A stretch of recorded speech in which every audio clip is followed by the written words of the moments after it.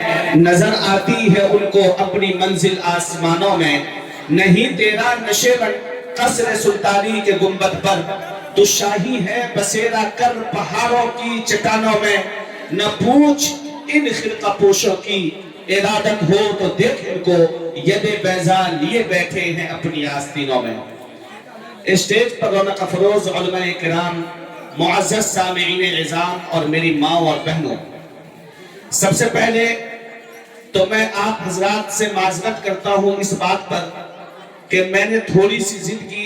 کہ مجھے پہلے بلوا دیا جائے۔ بہت شکریہ آپ حضرات کا کہ آپ حضرات نے موقع دیا۔ جناب مولانا اعجاز اشاعتی صاحب کی محبتوں کا بہت بہت شکریہ کہ اس مرد قلندر نے نام پہلے ڈالا اور فون بعد میں کیا۔ ان کو مجھ پر اتنا اعتماد تھا کہ وہ آ ہی جائیں گے اور میں بھی ان کی محبت کو ٹھکرا نہیں سکتا۔ مجھے اپنے گاؤں میں اتنی محبت نہیں ملتی ہے جتنی محبت جمیلہ اور بازار کے لوگوں سے ملا کرتی ہے۔ میں جس جگہ رہتا ہوں پٹنہ میں، وہاں میں یہ بات بولتا بھی ہوں کہ عمارت شریعہ کے پلیٹ فارم سے کتنے ہی اسٹیج سے خطاب کرنے کا موقع ملا، لیکن جمیلہ بازار کے سیدھے سادے لوگوں کے درمیان جب بیٹھتا ہوں ایسا لگتا ہے کہ میرے باپ اور چچا بیٹھے ہوئے ہیں۔ کہا جاتا ہے کہ علماء کرام میں تھوڑی بہت حسد اور جلن ہوا کرتی ہے، ایک دوسرے کی ٹانگ پکڑ کر کھینچا کرتے ہیں، لیکن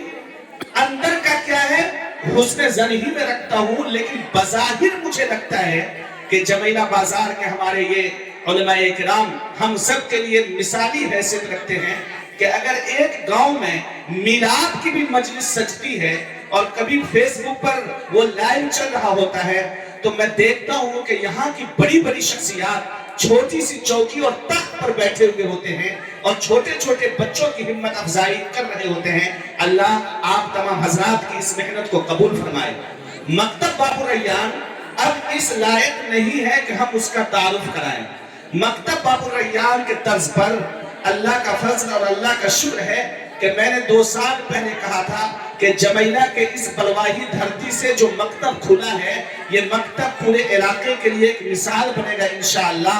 جب میں دملہ جاتا تھا، کٹھیلا جاتا تھا اور گیا جاتا تھا اور کشن گنج جاتا تھا اور چھوٹی چھوٹی بچیاں جس طرح بھی برقعے پہنے ہوئی ہیں اور حجاب سے اپنے چہرے کو باندھے ہوئی ہیں تو میں اپنے دل میں ایک کرب محسوس کرتا تھا کہ میرے علاقے میں شاید یہ ماحول کب آئے گا کہ جب ہماری بچیاں گزریں گی تو وہ برقعے میں ملبوس ہو کر کے گزرا کریں گی۔ اللہ کا فضل، اللہ کا شکر ہے کہ مکتب باب الریان نے یہ مثال قائم کی اور اس کو دیکھ کر گدر گنج نبی اور دیگر جگہوں پر بھی یہ مکتب کھلا، اور اللہ کا فضل کہ اب ہماری بیٹیاں بھی شہزادیاں کہلا رہی ہیں اور حضرت فاطمہ الزہرا، زینب، ام کلثوم اور رقیہ کا جو تصور ہمیں کتابوں میں ملتا ہے وہ تصور آپ حضرات کو دیکھ کر کے ہمیں ملا کرتا ہے۔ ہم کہا کرتے ہیں کہ تعلیم تو بہت سارے لوگ حاصل کرتے ہیں، آج کوئی ایسی جگہ نہیں ہے جہاں پڑھنے اور پڑھانے کا نظام قائم نہ ہو، کوئی ایسی گلی نہیں ہے جہاں اسکول نہ ہو،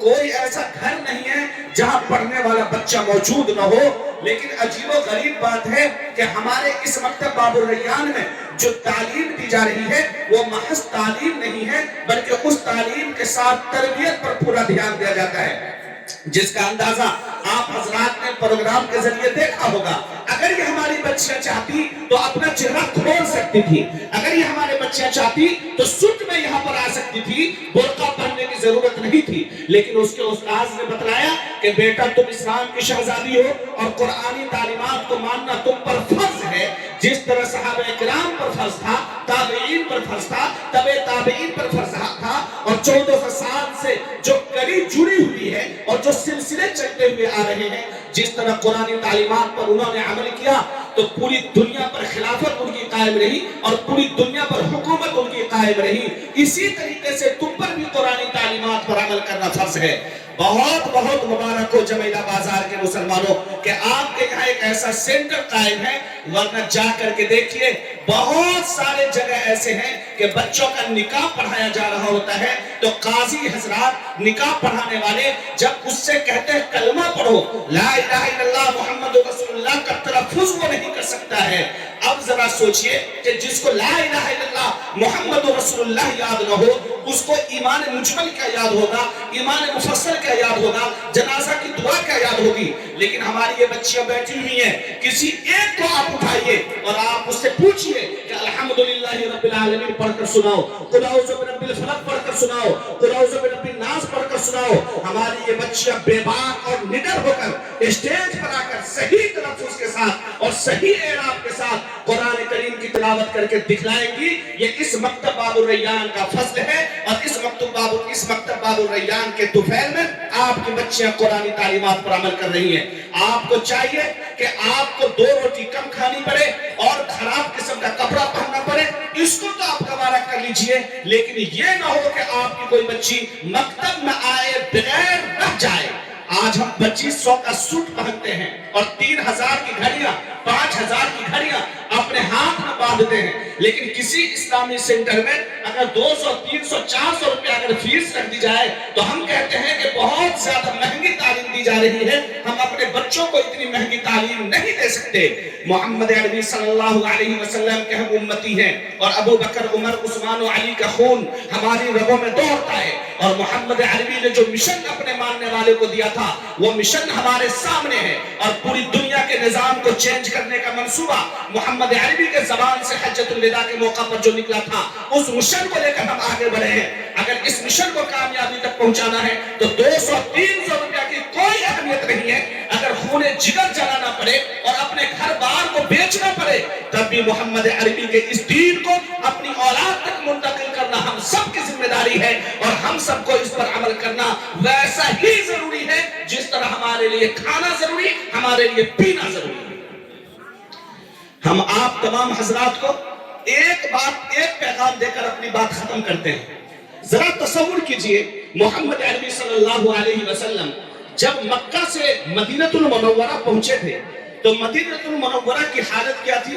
مدینہ سیول وار میں چل رہا تھا، مدینہ خانہ جنگی کا شکار تھا. ایک قبیلہ کی لڑائی اگر دوسرے قبیلہ سے شروع ہو جاتی تھی، ایک خاندان کی لڑائی اگر دوسرے خاندان سے شروع ہو جاتی تھی تو مؤرخین لکھتے ہیں کہ 40 سال تک یہ لڑائی چلتی رہتی تھی، اور انسان کی گردنیں اس طرح اڑتی تھی اور خون کے نالے اس طرح بہتے تھے کہ گھوڑے کے ٹاپ اس خون میں ڈوب جایا کرتے تھے. مرنے والا اگر مرتا تھا تو اپنے بیٹے کو یہ وصیت یا نصیحت نہیں کرتا تھا کہ بیٹا میں تو جا رہا ہوں اپنی بہن کی شادی کر دینا، میں تو جا رہا ہوں قرض ادا کر دینا، یہ نصیحت یا وصیت نہیں کرتا تھا، بلکہ مرنے والا یہ کہتا تھا کہ بیٹا تمہارے خاندان کی لڑائی فلاں خاندان سے چل رہی ہے، تم اس وقت تک لڑائی بند مت کرنا جب تک تم اپنے باپ دادا کے خون کا بدلہ نہ لے لو. جب محمد عربی صلی اللہ علیہ وسلم مدینہ المنورہ کے اس خطرناک ماحول میں پہنچے اور وہاں کی ہجرت کی تو مدینہ پر قبضہ یہود کا تھا. یہود کے 3 بڑے خاندان بنو قریظہ، بنو نذیر اور بنی قینقاع کی سیاست وہاں پر حاوی تھی، اور پورے مدینہ کی باغڈور یہود لیڈران کے ہاتھ میں تھی. محمد عربی صلی اللہ علیہ وسلم نے لیڈران کو ایک میٹنگ میں بلایا، تمام لیڈران کو دعوت دی، اور اس مدینہ میں اوس کے بھی لوگ تھے، خزرج کے بھی لوگ تھے، اور جتنے بھی خاندان تھے تمام کو ایک خاندان کی بنیاد پر ایک 2 فرد کر کے ایک میٹنگ وہاں پر بیٹھائی. میں کہنا چاہتا ہوں ہمارے علماء کرام یہاں بیٹھے ہوئے ہیں، اس میٹنگ کی ایک منٹ، ایک سیکنڈ ہمارے مؤرخین نے چھاپا ہے. اس میٹنگ میں کیا کیا بات ہوئی؟ مدینہ کے یہود کے لیڈران نے محمد عربی سے کہا تھا، اے محمد آپ باہر سے آئے ہیں، خانہ جنگی کا شکار ہے ہمارا مدینہ، اگر آپ مدینہ کو خانہ جنگی سے باہر نکال دیں تو آپ کا مدینہ پر بڑا احسان ہوگا. یہود کا اتنا زبردست اعتماد محمد عربی پر ہے. نبی کائنات صلی اللہ علیہ وسلم کی فرسٹ میٹنگ ہے جس کو میثاق مدینہ کہا جاتا ہے. آپ پڑھیے اس کی ہسٹری کو، اس کی تاریخ کو پڑھیے، بڑی لمبی میٹنگ ہے، یہود کے بڑے بڑے لیڈران وہاں پر موجود اور محمد عربی پر اعتماد کا زبردست مظاہرہ. لیکن اس پوری میٹنگ میں نبی کائنات صلی اللہ علیہ وسلم ایک دفعہ بھی نہیں کہہ رہے ہیں کہ میں اللہ کا رسول ہوں اور میری رسالت کا اقرار کروں. وہ نبی کہ جب مکہ میں تھے اور چچا ابو طالب نے کہا تھا کہ بیٹا میں بوڑھا ہو چکا ہوں اور میری قدرت نہیں ہے کہ اب میں تمہاری طرف سے مقابلہ کر سکوں، اس لیے تم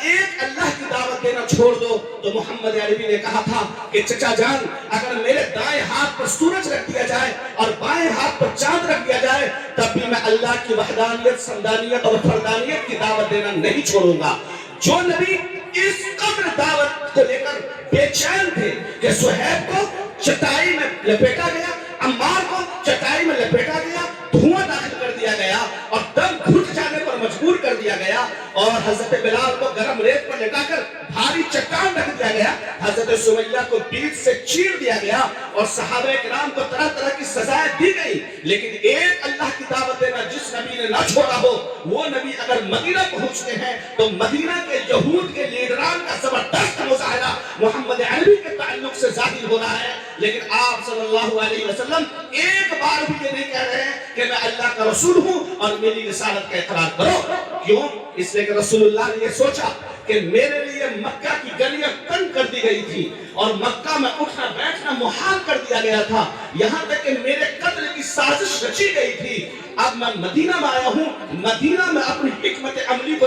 تبدیل کرنا ہوگا، کہیں ایسا نہ ہو کہ اگر میں ابھی کہہ دوں کہ میں اللہ کا رسول ہوں، میری رسالت کا اقرار کرو تو مدینہ کی بھی حالت ویسی ہو جائے جس طرح مکہ مکرمہ کی حالت تھی۔ اس لیے آپ صلی اللہ علیہ وسلم نے پہلا فیصلہ یہ کیا کہ مدینہ والوں کا جو سب سے بڑا ٹینشن ہے، مدینہ کا جو کنسرن ہے اور مدینہ کا جو سب سے بڑا بوجھ ہے وہ ہے مدینہ کو سول وار سے باہر نکال لیا جائے، مدینہ میں اخوت اور بھائی چارگی قائم کر دی جائے۔ اگر میں ایسا کر دوں گا تو مدینہ والے مجھے اپنا محسن سمجھیں گے اور پھر میں جو کہوں گا پورا مدینہ اس کو تسلیم کرے گا۔ اور پھر دنیا نے دیکھا کہ محمد عربی صلی اللہ علیہ وسلم کی اس حکمت عملی کے نتیجے میں مدینہ دارالاسلام کہلایا اور آج تک مدینہ میں اسلامی حکومت قائم ہے اور جوق در جوق لوگ اسلام میں داخل ہوئے۔ ہم محمد عربی کے امتی ہیں۔ محمد عربی نے اپنے اس واقعہ کے ذریعے سے اور اس حکمت کے ذریعے سے ہمیں یہ پیغام دیا، اے امتیو تم کبھی ہندوستان میں بھی رہ سکتے ہو اور افریقہ کے جنگلات میں بھی رہ سکتے ہو، تم افغانستان کے چٹانوں میں بھی رہ سکتے ہو اور تم پاکستان میں بھی رہ سکتے ہو، تمہارا وجود دنیا کے ہر ملک میں ہوگا، لیکن تمہارے وجود کے لیے کوئی ایک حکمت عملی ضروری نہیں ہے بلکہ ہر ملک کے اعتبار سے تمہیں حکمت عملی اپنانی ہوگی۔ میں کہنا چاہتا ہوں کہ آج ہندوستان کے جو حالات ہیں، جگہ جگہ آپ گھوم جائیے، گلی کوچوں کی آپ تحقیق کر لیجئے، آپ جہاں چلے جائیے ہندوستان میں جہالت کا ڈنکا بج رہا ہے۔ مدارس کھلنے کے باوجود، مکاتب کھلنے کے باوجود اور اسکول اور کالجز کا جال بچھائے جانے کے باوجود جہالت کا ڈنکا ہر طرف بج رہا ہے۔ آج ضرورت اس بات کی ہے کہ محمد عربی صلی اللہ علیہ وسلم نے جو دین ہم تک پہنچایا تھا اس دین کو عام کیا جائے۔ وہ دین اگر ہمارے گھروں میں آ گیا، وہ دین اگر ہمارے بچوں میں منتقل ہوا اور ہماری بچیوں میں منتقل ہوا تو انشاءاللہ ہم وہ دور دیکھیں گے جو دور صحابہ کرام نے دیکھا تھا، جو دور امام ابو حنیفہ، مالک، شافعی اور حنبل نے دیکھا تھا، جو دور ہمارے پیشوں نے دیکھا تھا، جو ہمارے دور پرکھوں نے دیکھا تھا۔ آج جتنی بھی جہالت ہے، آج جتنی بھی برائیاں ہیں، وہ سب اس وجہ سے ہے کہ ہم نے محمد عربی کے دین کو چھوڑا ہے۔ آج لوگ یہ کہتے ہیں کہ مدرسے میں پڑھ کر کیا کرو گے؟ لوگ یہ کہتے ہیں کہ یہ ٹوپی پہننے والے، یہ کرتا پاجامہ پہننے والے، یہ 2 روٹی اور 2 بوٹی کا انتظام کر لیں گے، اس کے علاوہ وہ کیا کر سکتے ہیں؟ اگر تجھے کامیاب ہونا ہے تو ڈاکٹر بنو، کامیاب بننا ہے تو انجینئر بنو، کامیاب بننا ہے تو سائنٹسٹ بنو۔ میں ان تعلیمات کے خلاف نہیں ہوں، لیکن میں ڈنڈے کی چوٹ پر کہتا ہوں کہ اگر افغانستان میں وہاں کی حکومت کو اور امریکہ کو ذلیل کر کے نکالا ہے تو یہ مدرسے میں پڑھنے والے تھے اور یہ کرتا پاجامہ ٹوپی والے تھے، اور شام میں بشار الاسد کی حکومت کو اگر اکھاڑ پھینکا ہے تو وہ مدرسے میں پڑھنے والے تھے۔ اور صحابہ کرام عامر بن ربیعی رستم کے دربار میں تلوار کے ذریعے سے قالین کو روکتے ہوئے پہنچا تھا اور رستم کے سینے پہ چڑھ کر محمد عربی کی دعوت کو دیا تھا۔ تو یہ کوئی سائنٹسٹ نہیں تھا، کوئی انجینئر نہیں تھا، بلکہ قرآنی تعلیمات پر عمل کرنے والا تھا، محمد عربی کی تعلیمات پر عمل کرنے والا تھا۔ آپ اسکول میں جائیے، کالج میں جائیے، یونیورسٹیوں میں جائیے، آپ کو وہ مبارک ہو، لیکن دنیا کی ترقی اور دنیا کی حکومت قرآنی تعلیمات میں ہے اور احادیث नबविया में। इसके बगैर दुनिया की फलाह व बहबूद नहीं हो सकती। जो लोग ये कहते हैं कि स्कूल और कॉलेजेस में पढ़ोगे तरक्की कर जाओगे, तुम्हारी दुनिया बन सकती है, लेकिन अल्लाह ने खिलाफत का जो वादा किया है, वो खिलाफत का वादा कुरान और हदीस की तालीमात पर किया है। खिलाफत का वादा स्कूल और कॉलेजेस की तालीमात पर नहीं किया है। वो मुआविन बन सकती है, वो मदद कर सकती है। असल रूह कुरान है और अहादीस है। अगर आपका बच्चा कुरान पढ़ रहा है, आपका बच्चा अहादीस पढ़ रहा है, चाहे वो भूखा रह जाए, हालांकि रह नहीं सकता, मैं फर्ज कर लूं, चाहे वो भूखा रहे, चाहे वो चटाई पर सोए,